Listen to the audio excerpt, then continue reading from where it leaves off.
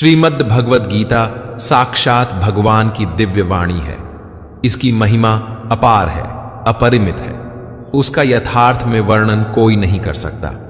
शेष, महेश, गणेश भी इसकी महिमा को पूरी तरह से नहीं कह सकते, फिर मनुष्य की तो बात ही क्या है। गीता एक परम रहस्यमय ग्रंथ है। इसमें संपूर्ण वेदों का सार संग्रह किया गया है।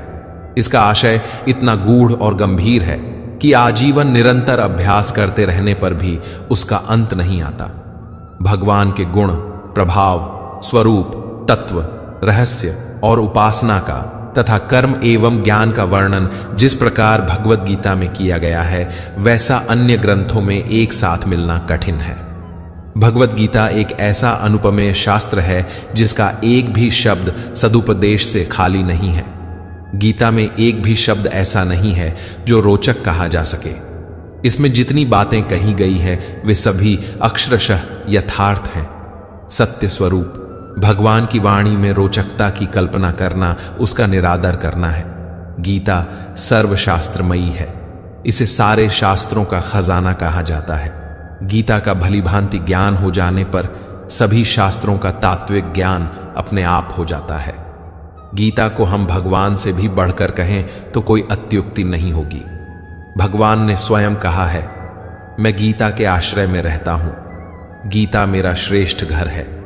गीता के ज्ञान का सहारा लेकर ही मैं तीनों लोकों का पालन करता हूं। इसके सिवा गीता में ही भगवान अपने मुक्त कंठ से यह घोषणा करते हैं कि जो कोई मनुष्य मेरी इस गीता रूप आज्ञा का पालन करेगा वह निसंदेह मुक्त हो जाएगा। यही नहीं, भगवान कहते हैं कि जो कोई इसका अध्ययन भी करेगा उसके द्वारा मैं ज्ञान यज्ञ से पूजित होऊंगा। भगवान कहते हैं, जो मनुष्य गीता का रहस्य भक्तों को धारण कराता है और उनमें इसका विस्तार एवं प्रचार करता है, वह मनुष्य मुझे अतिशय प्रिय है। गीता संपूर्ण जीवन दर्शन है और इसका अनुसरण करने वाला व्यक्ति सर्वश्रेष्ठ होता है। भगवद गीता ही है जो आधुनिक युग में समस्याओं से घिरे हुए मनुष्य को एक कर्मशील जीवन जीने के लिए प्रेरित करती है। गीता ऐसे प्रेरणादायक संदेशों का महासागर है जो जीवन से निराश मनुष्य को आशाओं से भर देती है। श्रीमद् भगवद गीता एकमात्र ऐसा ग्रंथ है जो मनुष्य को जीने का सही तरीका बताती है। गीता जीवन में धर्म, कर्म और प्रेम का पाठ पढ़ाती है। श्रीमद् भगवद गीता का ज्ञान मानव जीवन और जीवन के बाद का जीवन दोनों के लिए उपयोगी माना गया है। भगवद गीता में कुल 18 अध्याय है और 700 श्लोक है, जिसे सभी के लिए पढ़ पाना थोड़ा मुश्किल है। इसीलिए आज के इस बेहद ही खास वीडियो में हम संपूर्ण गीता सार के बारे में बात करने वाले हैं, जिन्हें जानकर आप श्रीमद् भगवद गीता का सही मतलब समझ पाएंगे। इसलिए इन विचारों को आप हर रोज जरूर सुनें। तो चलिए अब देर नहीं करते हुए वीडियो शुरू करते हैं। भगवान श्री कृष्ण कहते हैं कि हे अर्जुन, तुम्हें किसका मोह है?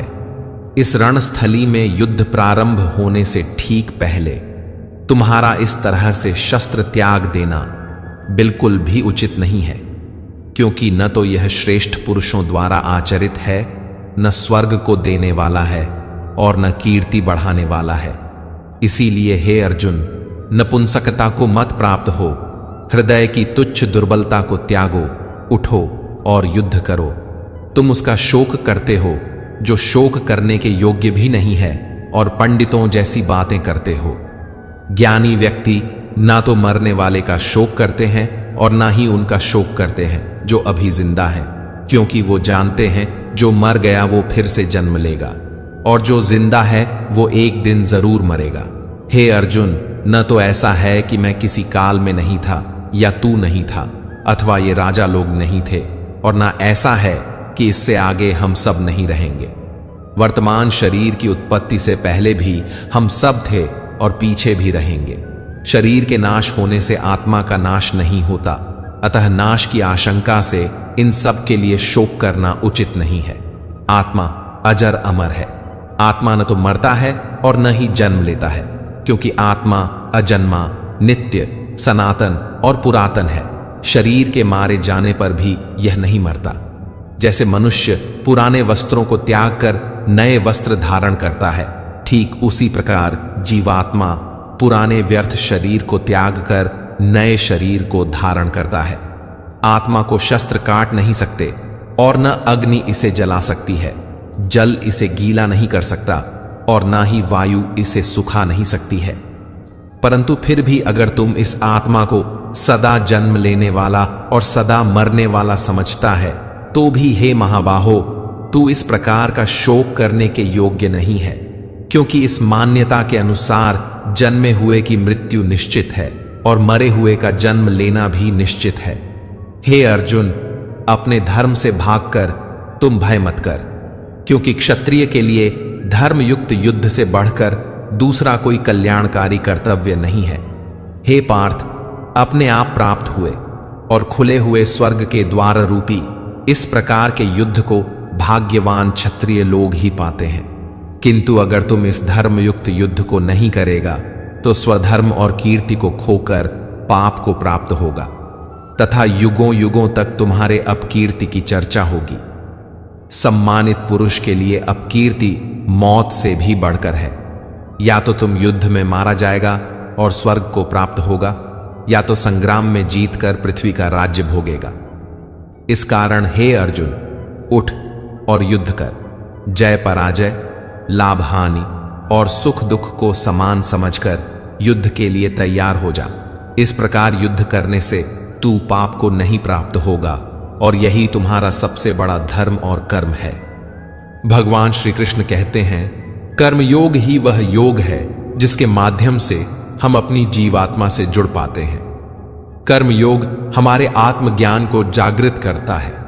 इसके बाद हम न केवल अपने वर्तमान जीवन के उद्देश्यों को, बल्कि जीवन के बाद की अपनी गति का पूर्वाभास प्राप्त कर सकते हैं।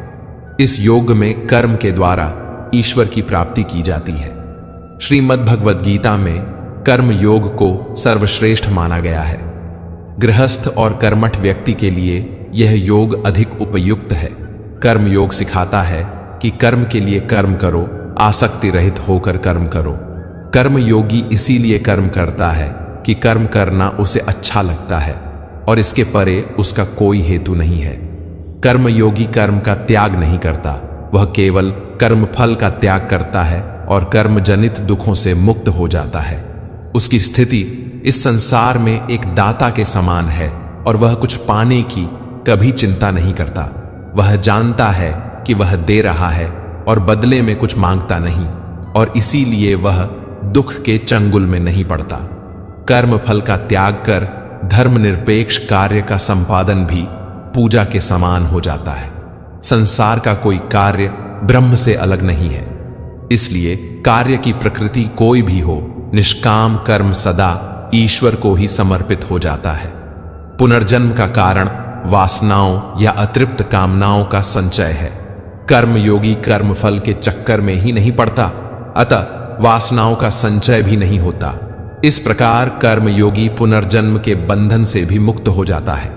भगवान श्री कृष्ण कहते हैं, मनुष्य का मन वायु की तरह चंचल है। यह मन ही है जो मनुष्य को काम वासनाओं की तरफ भटकाता रहता है। अगर जीवन को सफल बनाना है तो मन पर काबू करना बहुत जरूरी है। मन को वश में करने से दिमाग की शक्ति केंद्रित होती है, जिससे कार्यों में सफलता मिलने लगती है। गीता के अनुसार जिस व्यक्ति ने अपने मन पर काबू पा लिया, वह मन में पैदा होने वाली बेकार की चिंताओं और इच्छाओं से भी दूर रहता है। साथ ही व्यक्ति अपने लक्ष्य को भी आसानी से प्राप्त कर लेता है। अगर मन को वश में नहीं करोगे तो वह तुम्हारा सबसे बड़ा शत्रु बन जाएगा। भगवान कहते हैं, जो मनुष्य सुख और दुख में शांत रहता है, जिसके राग भय और क्रोध नष्ट हो गए हैं, जो मनुष्य शुभ और अशुभ वस्तु को पाकर न प्रसन्न होता है और न द्वेष करता है, जिन्होंने अपनी इंद्रियों को वश में कर लिया है, वह स्थिर बुद्धि मनुष्य मुनि के समान है। ऐसा मनुष्य स्थिर चित्त और इंद्रियों को वश में करके ज्ञान द्वारा परमात्मा को प्राप्त करके हमेशा संतुष्ट रहता है। क्रोध मनुष्य को नरक की ओर ले जाने वाला द्वार है। क्रोध करने से व्यक्ति का मन अशांत हो जाता है और उसकी स्मरण शक्ति भ्रमित हो जाती है। स्मृति में विभ्रम होने से उसकी बुद्धि नष्ट हो जाती है और फिर व्यक्ति का पतन हो जाता है। भगवान श्री कृष्ण कहते हैं, मनुष्य को क्रोध करने से बचना चाहिए। कितना भी गुस्सा आए, स्वयं को शांत रखने का प्रयास करें। भगवान श्री कृष्ण कहते हैं, जिस प्रकार समुद्र की स्थिति अचल है, भारी से भारी आंधी, तूफान आने पर या अनेक नदियों के जल प्रवाह उसमें प्रविष्ट होने पर भी वह अपनी स्थिति से विचलित नहीं होता, मर्यादा का त्याग नहीं करता, उसी प्रकार परमात्मा के स्वरूप में स्थित योगी की स्थिति भी सर्वथा अचल होती है। बड़े से बड़े सांसारिक सुख दुखों का संयोग वियोग होने पर भी उसकी स्थिति में जरा भी अंतर नहीं पड़ता। वह योगी परमात्मा में नित्य निरंतर अटल और एक रस स्थित रहता है। जो मनुष्य संपूर्ण कामनाओं को त्याग कर ममता रहित, अहंकार रहित और स्पृहा रहित होकर विचरण करता है, वही मनुष्य शांति को प्राप्त कर पाता है। श्रेष्ठ पुरुष जैसा आचरण करता है, अन्य पुरुष भी वैसा ही आचरण करते हैं। वह जो कुछ प्रमाण देता है, समस्त मनुष्य समुदाय उसी के पद चिन्हों पर अपने रास्ते चुनता है। इसलिए सज्जन व्यक्तियों को सदैव अच्छा व्यवहार करना चाहिए। जो मनुष्य ईश्वर में श्रद्धा नहीं रखते, वह अज्ञानी मनुष्य जीवन में कभी भी सुख, शांति और सफलता को प्राप्त नहीं कर पाते। ऐसे मनुष्य की बुद्धि विपरीत हो जाती है। वे लौकिक और पारलौकिक सब प्रकार के सुख साधनों को विपरीत ही समझने लगते हैं। इसी कारण वे विपरीत आचरणों में प्रवृत्त हो जाते हैं। इसके फलस्वरूप उनका इस लोक में और परलोक में पतन हो जाता है। वे अपनी वर्तमान स्थिति से भी भ्रष्ट हो जाते हैं और मरने के बाद उनकी अपने कर्मों का फल भोगने के लिए सूकर, कुकर आदि नीच योनियों में जन्म लेना पड़ता है या घोर नरक में पड़कर भयानक यातनाएं भोगनी पड़ती हैं। भगवान श्री कृष्ण कहते हैं, जो मनुष्य अपने कर्तव्यों का पालन करते हुए विपरीत परिस्थितियों में भी अपने धर्म के मार्ग पर अडिग रहता है और उसके कारण अगर उसकी मृत्यु भी हो जाती है, तो वह मृत्यु भी उसके लिए परम कल्याणकारक बन जाता है और उस मनुष्य को स्वर्ग की प्राप्ति होती है। हे अर्जुन, मेरे और तुम्हारे बहुत से जन्म हो चुके हैं। उन सबको तू नहीं जानता, किंतु मैं जानता हूं। मैं अजन्मा और अविनाशी हूं। मैं समस्त प्राणियों का ईश्वर होते हुए भी अपनी प्रकृति को अधीन करके अपनी योग माया से प्रकट होता रहता हूं। जब जब इस धरती पर धर्म की हानि और अधर्म की वृद्धि होती है, तब तब अधर्म का विनाश और धर्म की पुनर्स्थापना हेतु मैं अपने एक नए रूप को रचता हूं और लोगों के सम्मुख प्रकट होता रहता हूं। मनुष्य मेरी जिस भी रूप की पूजा करते हैं, मैं भी उनको उनकी भावना के अनुसार उसी रूप में दर्शन देता हूं। मनुष्य जिस जिस भाव से मेरी उपासना करते हैं, मैं उनके उस भाव का ही अनुसरण करता हूं। जो मेरा चिंतन करता है, उसका मैं चिंतन करता हूं। जो मेरे लिए व्याकुल होता है, उसके लिए मैं भी व्याकुल हो जाता हूं। जो मुझे अपना सर्वस्व अर्पण देता है, मैं भी उसे अपना सर्वस्व अर्पण कर देता हूं। इस मनुष्य लोक में सांसारिक भोग के लिए लोग इंद्र आदि देवताओं की उपासना करते हैं, क्योंकि देवताओं का पूजन करने वालों को उनके उपासना का फल तुरंत मिल जाता है। लेकिन मैं ऐसा नहीं करता हूं। मेरे भक्त यदि काम भाव से भी मेरा भजन करते हैं, तो भी मैं उनकी उसी कामना को पूर्ण करता हूं, जिसकी पूर्ति से उनका विषयों से वैराग्य होकर मुझ में प्रेम और विश्वास बढ़ता है। इसीलिए सांसारिक मनुष्यों को मेरी भक्ति का फल शीघ्र मिलता हुआ नहीं दिखता है और इसलिए वे मंद बुद्धि मनुष्य कर्मों का फल शीघ्र प्राप्त करने की इच्छा से अन्य देवताओं का ही पूजन किया करते हैं। हमेशा शक करने वाला व्यक्ति कभी शांति प्राप्त नहीं कर पाता है। वह ना तो इस लोक में धन, ऐश्वर्य या यश की प्राप्ति कर सकता है और ना ही परलोक में स्वर्ग की प्राप्ति कर सकता है, क्योंकि जब तक मनुष्य किसी भी विषय में संशय युक्त रहता है, तब तक वह उस विषय में सफलता नहीं पा सकता। इसलिए संदेह करने से बचे। जो पुरुष ना किसी से द्वेष करता है और ना किसी चीज की आकांक्षा करता है, वैसा कर्मयोगी पुरुष सन्यासी के समान है और वह पुरुष सुखपूर्वक संसार बंधन से मुक्त हो जाता है। ना तो मैं किसी के भाग्य का निर्माण करता हूं और ना ही किसी के कर्म फल का निर्माण करता हूं। मनुष्य अपने द्वारा किए कर्मों का ही फल भोगता है और उसी से उसके भाग्य का निर्माण होता है। मनुष्य स्वयं ही अपना मित्र है और स्वयं ही अपना सबसे बड़ा शत्रु भी है। ज्ञानी मनुष्य कर्म योग या भक्ति योग से एक ही जन्म में इस समुद्र रूपी संसार से निकलकर परमात्मा को प्राप्त कर लेता है और अज्ञानी मनुष्य काम, क्रोध, लोभ, मोह में फंसकर 84 लाख योनियों में भटकता रहता है।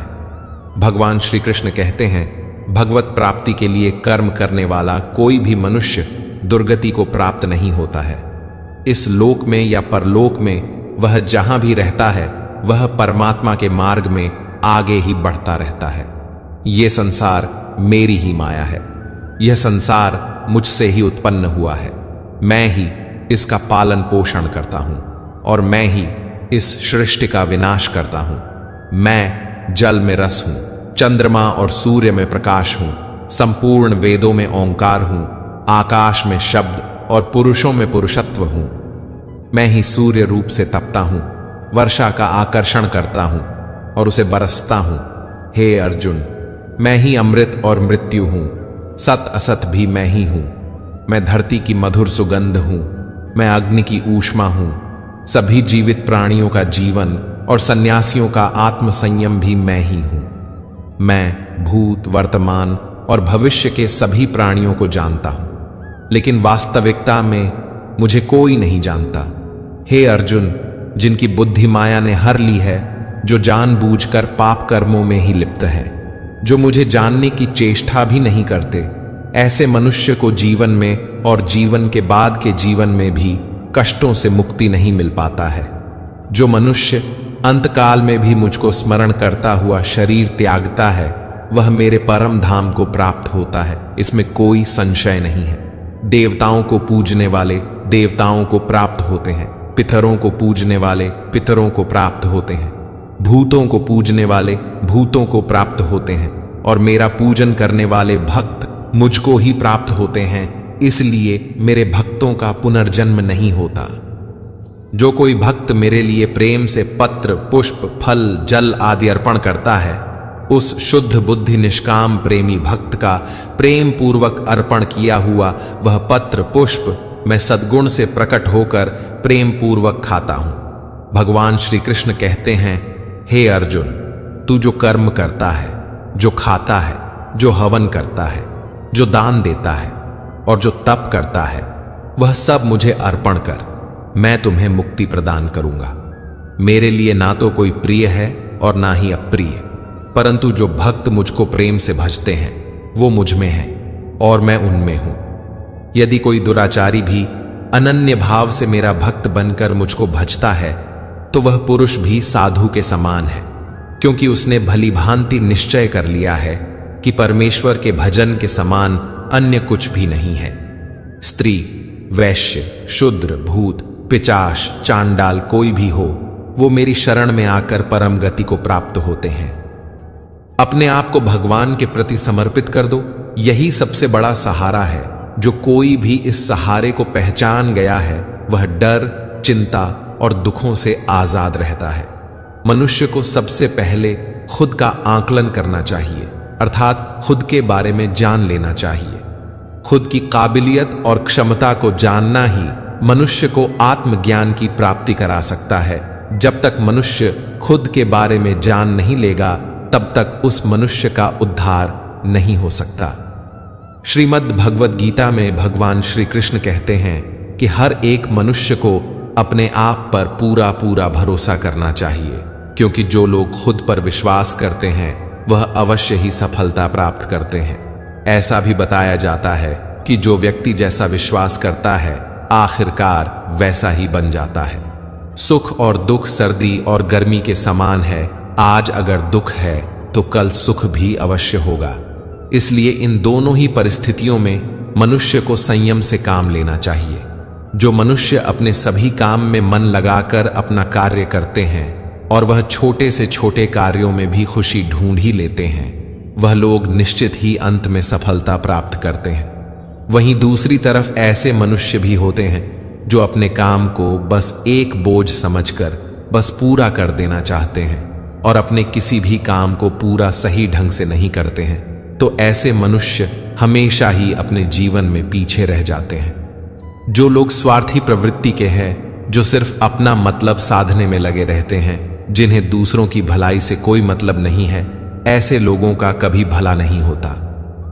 श्री कृष्ण ने गीता सार में उन लोगों के लिए इस उपदेश के माध्यम से बड़ी सीख दी है। भगवान कहते हैं, स्वार्थ शीशे में फैली धूल की तरह है, जिसकी वजह से व्यक्ति अपना प्रतिबिंब ही नहीं देख पाता। इंसान का स्वार्थ उसे अन्य लोगों से दूर ले जाकर नकारात्मक हालातों की तरफ धकेलता है, जिसके चलते व्यक्ति अकेला रह जाता है। अगर आप चाहते हैं कि आप भी अपना जीवन खुशीपूर्वक व्यतीत करें, तो इसके लिए यह जरूरी है कि आप अपने स्वार्थ को कभी अपने पास नहीं आने दें, क्योंकि स्वार्थी मनुष्य दोस्ती भी सिर्फ अपना स्वार्थ निकालने के लिए करते हैं। ईश्वर हमेशा मनुष्यों का साथ देता है। जो व्यक्ति इस प्रभावशाली सत्य को मान लेता है, तो उसका जीवन पूरी तरह बदल जाता है। सृष्टि निर्माता ईश्वर ही है जो संपूर्ण जगत को चला रहा है। वहीं इंसान तो बस ईश्वर की हाथ की एक कठपुतली है। इसलिए इंसान को कभी अपने भविष्य या फिर अतीत की चिंता नहीं करनी चाहिए, क्योंकि हर विकट परिस्थिति में ईश्वर इंसान का साथ देता है और उसे मुश्किल से बाहर निकालता है। इसलिए हम सभी को ईश्वर पर भरोसा रखना चाहिए। श्रीमद् भगवत गीता में श्री कृष्ण ने यह उपदेश दिया है कि अपने काम को पहले प्राथमिकता दें और पहले अपने काम को पूरा करने की कोशिश करें, तभी दूसरे का काम करें। क्योंकि जो लोग पहले अपने काम को नहीं करते और दूसरे का काम करते रहते हैं, वे लोग अक्सर परेशान रहते हैं। जिस प्रकार प्रकाश की ज्योति अंधेरे में चमकती है, ठीक उसी प्रकार सत्य भी चमकता है। इसलिए व्यक्ति को सदैव सत्य के मार्ग पर चलना चाहिए। सत्य कभी दावा नहीं करता कि मैं सत्य हूं, लेकिन झूठ हमेशा दावा करता है कि सिर्फ मैं ही सत्य हूं। इस संपूर्ण संसार में कोई भी व्यक्ति महान नहीं जन्मा होता है, बल्कि उसके कर्म उसे महान बनाते हैं। सही कर्म वह नहीं है जिसके परिणाम हमेशा सही हो, अपितु सही कर्म वह है जिसका उद्देश्य कभी गलत ना हो। इंसान हमेशा अपने भाग्य को कोसता है, यह जानते हुए भी कि भाग्य से भी ऊंचा उसका कर्म है जिसके स्वयं के हाथों में है। जो हुआ वह अच्छा हुआ, जो हो रहा है वह भी अच्छा ही है, जो होगा वह भी अच्छा ही होगा। जो बीत गया उसका तुम पछतावा ना करो और भविष्य की चिंता भी ना करो, अभी तो वर्तमान चल रहा है। भगवान श्री कृष्ण गीता के 9वें अध्याय के 22वें श्लोक में कहते हैं कि जो मनुष्य मेरे पर मन लगाते हैं, मेरी भक्ति करते हैं, मैं उनको वो सब कुछ प्रदान करता हूं जो उनके पास नहीं है, और जो उनके पास है मैं उनकी रक्षा भी करता हूं।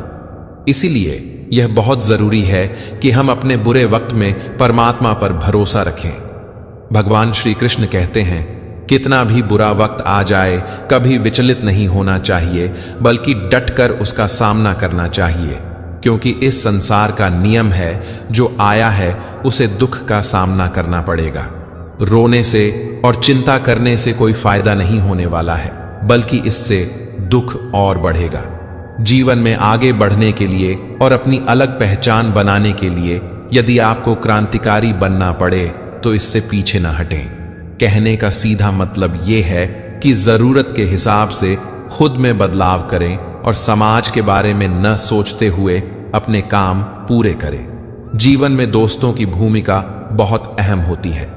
सच्चे दोस्तों की पहचान हमेशा मुश्किल वक्त में ही होती है। जिस तरह भगवान कृष्ण ने पांडवों के मुश्किल वक्त में उनका साथ दिया था, वैसे ही आपको भी अपने दोस्तों का साथ देना चाहिए। इसके साथ ही आपको ऐसे ही दोस्त बनाने चाहिए जो आपके मुश्किल वक्त में आपके साथ खड़े रहें। जीवन में हार जीत लगी रहती है, लेकिन सफलता सिर्फ उसी व्यक्ति को मिलती है जो अपनी गलतियों और हार से सीख लेकर आगे बढ़े। हार कर निराश होना किसी भी समस्या का हल नहीं है। किसी भी परिस्थितियों से लड़ने के लिए उसके लिए एक बेहतर रणनीति बनाना बहुत जरूरी है। बिना रणनीति के आप हर मोर्चे पर कामयाब नहीं हो पाएंगे। यदि पांडव भी श्री कृष्ण द्वारा बनाई गई रणनीति का पालन नहीं करते तो शायद कौरवों के खिलाफ हुए युद्ध में उन्हें जीत नहीं मिलती। मनुष्य अपने हृदय से जो दान कर सकता है वो अपने हाथों से नहीं कर सकता, और मौन रहकर जो कुछ वो कह सकता है वो शब्दों से नहीं कह सकता। जो चीजें हमारे दायरे से बाहर हो उसमें समय गंवाना मूर्खता ही होगी। किसी भी व्यक्ति को ना तो समय से पहले और ना ही भाग्य से अधिक कुछ मिलता है, लेकिन उसे पाने के लिए सदैव प्रयत्नशील रहना चाहिए। गीता के 10वें अध्याय में भगवान श्री कृष्ण कहते हैं कि हे अर्जुन, मैं सभी प्राणियों के हृदय में स्थित सबका आत्मा हूं। संपूर्ण प्राणियों का आदि, मध्य और अंत भी मैं ही हूं। मैं सूर्य हूं, मैं विष्णु हूं, मैं वेदों में सामवेद हूं, देवों में इंद्र हूं, इंद्रियों में मन हूं। मैं ब्रह्मा हूं, मैं विष्णु हूं, मैं महेश हूं। जलाशयों में मैं समुद्र हूं, पर्वतों में मैं हिमालय हूं। इस संपूर्ण संसार में तुम जो कुछ भी देख पाते हो सब मैं ही हूं।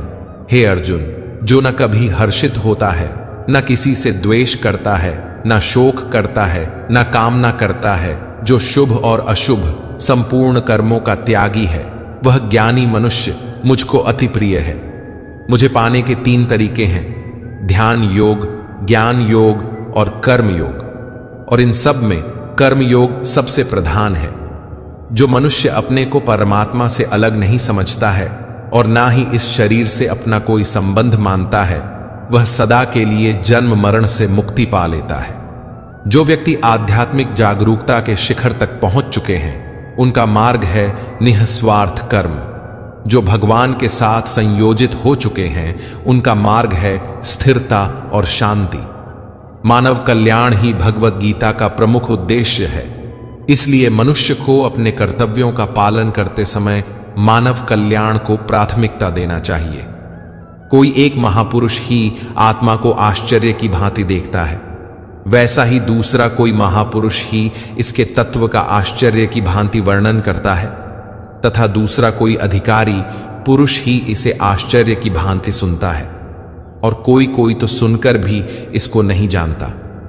यज्ञ से बचे हुए अन्न को खाने वाले श्रेष्ठ पुरुष सब पापों से मुक्त हो जाते हैं, और जो पापी लोग अपना शरीर पोषण करने के लिए ही अन्न पकाते हैं, वे तो पाप को ही खाते हैं। अर्थात जो लोग ईश्वर को याद किए बिना अपने जिंदा रहने में ही लगे रहते हैं, उन्हें चोर समझना चाहिए।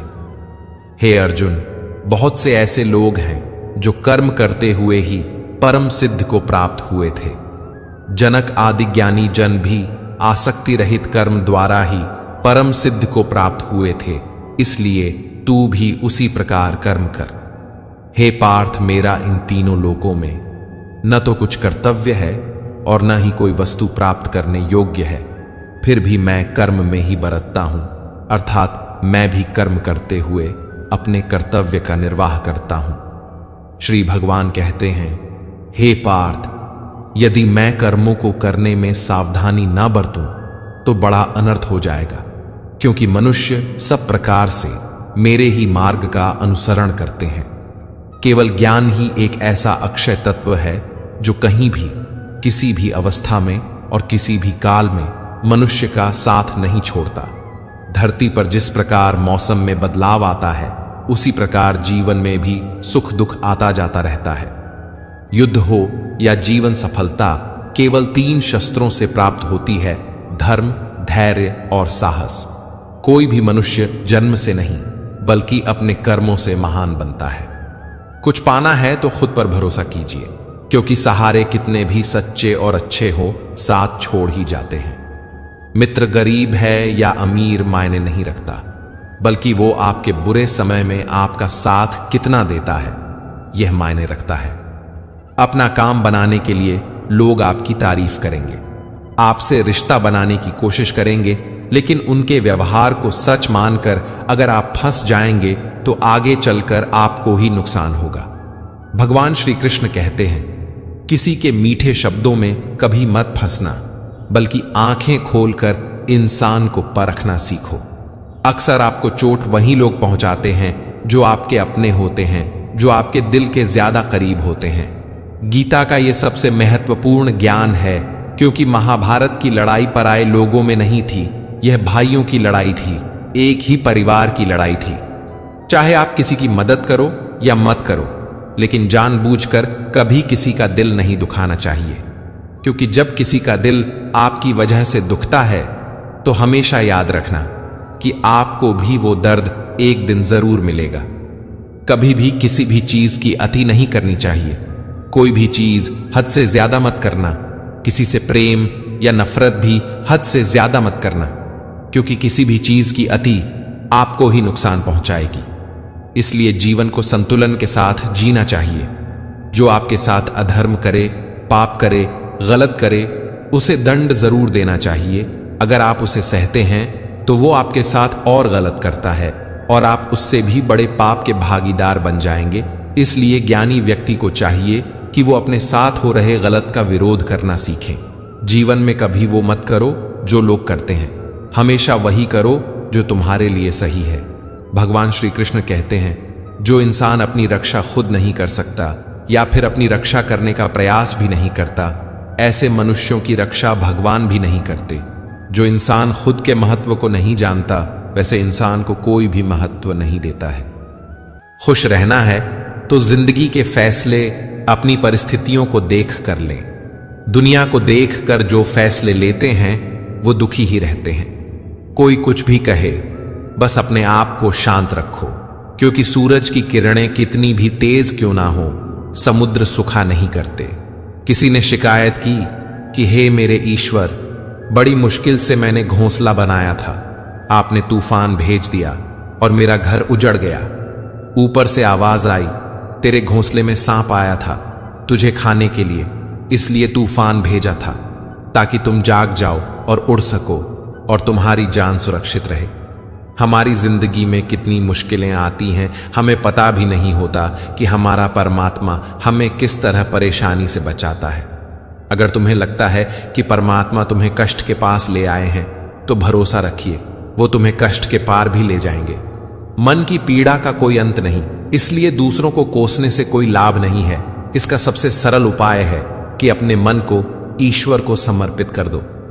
ईश्वर के साथ जुड़ते ही जीवन में खुशियों का, सुकून का, संयम का, सहन शक्ति का, प्रेम का, नई ऊर्जा का, जीवन के सही राह का, संतुष्टि का आरंभ जरूर हो जाता है और हमारा मन पीड़ा से कैसे मुक्त होता है पता भी नहीं चलता। अगर प्रभु तुमसे ज्यादा इंतजार करवा रहे हैं तो तैयार रहना, वो उससे कहीं ज्यादा देने वाले हैं जितना तुमने मांगा है। जिस तरह लोग मुर्दे इंसान को कंधा देना पुण्य समझते हैं, काश इस तरह जिंदा इंसान को सहारा देना पुण्य समझने लगते तो जिंदगी आसान हो जाती। मत सोच इतना जिंदगी के बारे में, जिसने जिंदगी दी है उसने भी कुछ सोचा होगा। आपका बीता हुआ कल भले ही कष्टों से भरा हुआ हो, पर आने वाला कल आपके हाथों में है। मन अंधा होता है, इसके पास अपना कोई ज्ञान नहीं होता। मन कुछ नहीं जानता और ना ही सही मार्गदर्शन कराता है। इसलिए आप अंधे मन की बातें मानकर जरूरी काम को टालना बंद कीजिए। आप हमेशा अपने बुद्धि से काम लीजिए, मन से नहीं, क्योंकि अंधा मन हमेशा आपको जरूरी कामों को करने से रोक देता है।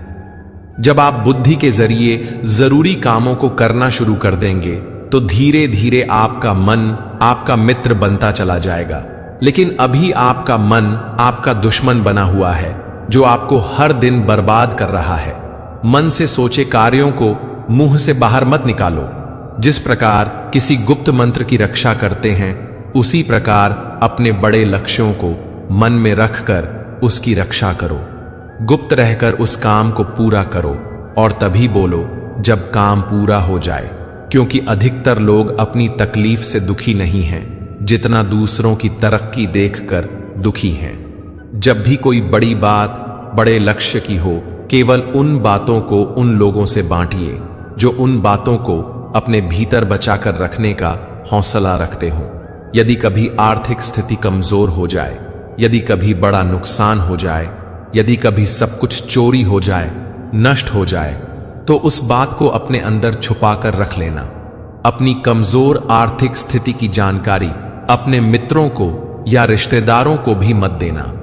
सहानुभूति पाने के लिए 4 आंसू मत गिराना, क्योंकि अगर लोगों को पता चल जाएगा कि आपके पास पैसों की कमी है, आर्थिक स्थिति की दिक्कत है, तो लोग आपसे धीरे धीरे मुंह मोड़ लेंगे और आपकी कदर करना छोड़ देंगे। इसलिए जब आर्थिक स्थिति कमजोर हो तो ज्यादा मुस्कुराएं और खुद को ज्यादा सशक्त दिखाएं, क्योंकि लोग उतना ही समझ पाते हैं जितना आप उनको दिखाते हैं। रोना छोड़िए, अतीत के बारे में सोचकर दुखी होना छोड़िए, क्या नहीं है इसकी परवाह करना छोड़िए, कल क्या होगा इसकी चिंता करना छोड़िए। एक बात हमेशा याद रखें, पहले तो किसी मित्र पर विश्वास न करें। यदि आपके आसपास ऐसे कोई लोग हैं जिनकी जीवन शैली लगातार नकारात्मक कार्यों में लिप्त है, वो कितने भी करीबी दोस्त क्यों ना हो, आज नहीं तो कल आपको नुकसान जरूर पहुंचाएंगे। आपकी जिंदगी में कुछ नहीं बदलेगा जब तक आप खुद को नहीं बदलोगे। मुंह पर सच बोल देने और गुस्सा कर लेने वाले लोग उन लोगों से करोड़ों गुना बेहतर है जो आपके सामने कुछ और है, पीठ पीछे कुछ और है। किसी का दर्द समझने के लिए इंसान के अंदर का इंसान होना जरूरी है। कौवा कोयल की आवाज को दबा सकता है, मगर खुद की आवाज मधुर नहीं बना सकता। उसी तरह निंदा करने वाला व्यक्ति सज्जन को बदनाम कर सकता है, परंतु खुद सज्जन नहीं बन सकता। अगर अकेलापन है तो उसे एक वरदान समझो, क्योंकि परमात्मा ने तुम्हें खुद में सुधार लाने का थोड़ा अधिक समय दे दिया है। अकेले रहने का आनंद लेना सीखो, क्योंकि कोई भी हमेशा के लिए आपके साथ नहीं रहेगा। वक्त की एक आदत बहुत अच्छी है, जैसा भी हो गुजर जाता है। कामयाब इंसान खुश रहे या ना रहे, परंतु खुश रहने वाला इंसान कामयाब जरूर हो जाता है। जब सुखी हो तो भगवान को मत भूलना, और जब दुखी हो तो भगवान पर विश्वास रखना। उन्हें छोड़ देना उचित है जो आपके होने का मूल्य नहीं जानते। यदि संसार में प्रत्येक कार्य मनुष्य द्वारा संभव होता तो परमात्मा का अस्तित्व ही नहीं होता। जहां से तुम्हारे रत्नों का अंत होता है, वहीं से ईश्वर का कार्य प्रारंभ होता है। बच्चा क्या खाएगा, क्या पिएगा, क्या पहनेगा, इसका ध्यान बच्चा नहीं उसकी मां रखती है। हमें क्या देना है और क्या नहीं देना है स्वयं भगवान देखते हैं। झूठ और दिखावे की रफ्तार कितनी भी तेज क्यों न हो, पर मंजिल तक केवल सच ही पहुंचता है।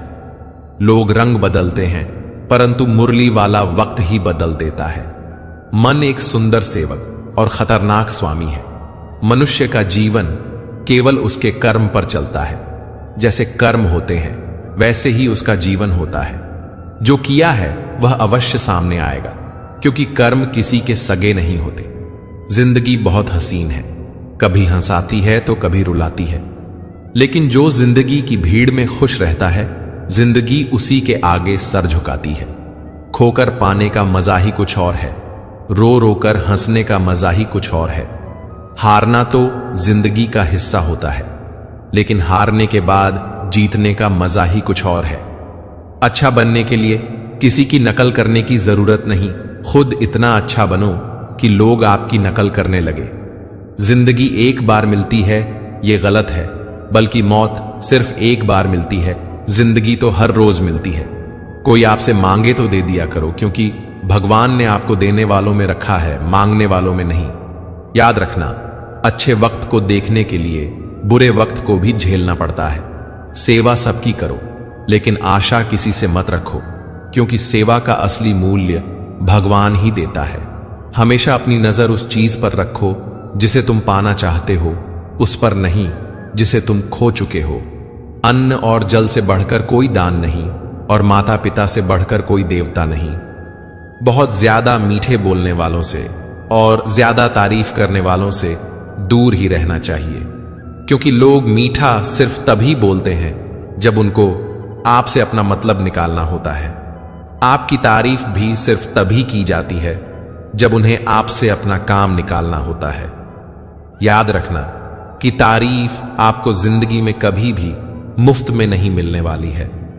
अगर कोई आपकी तारीफ कर रहा है तो कुछ ना कुछ उसके लिए आपको चुकाना ही पड़ेगा। इसलिए जो बहुत ज्यादा मीठा बोलते हैं या जो आपकी तारीफ करते हैं, उनसे सावधान रहना चाहिए। इस संसार में कोई भी अपना नहीं है। यह संसार एक माया है, क्योंकि यह बदलता रहता है, इसलिए इसके साथ कभी मोह नहीं करना चाहिए।